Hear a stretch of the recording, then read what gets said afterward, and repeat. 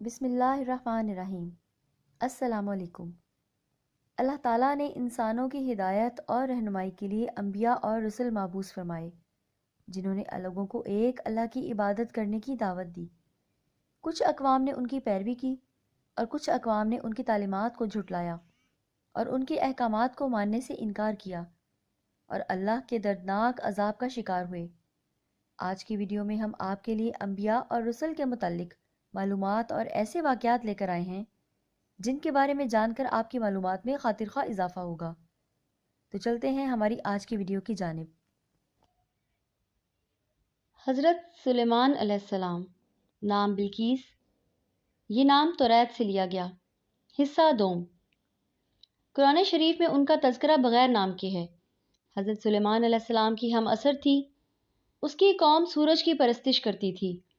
حضرت سلیمان علیہ السلام نے اسے اسلام کی دعوت دی۔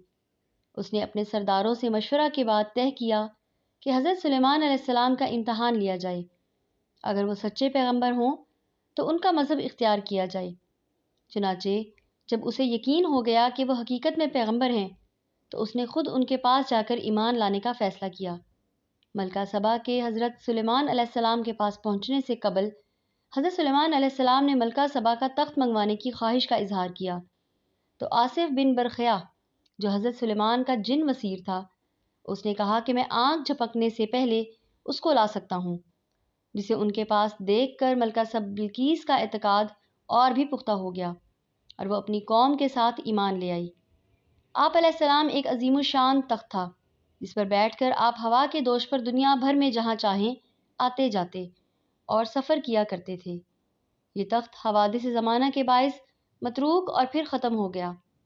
آپ علیہ السلام کے والد حضرت داؤد علیہ السلام بھی نہایت جلیل القدر پیغمبر گزرے ہیں اور آپ کو بھی اللہ نے بادشاہت عطا فرمائی تھی۔ آپ کا بھی ایک نہایت قیمتی تخت طاؤس تھا جسے تخت داؤد بھی کہا جاتا ہے۔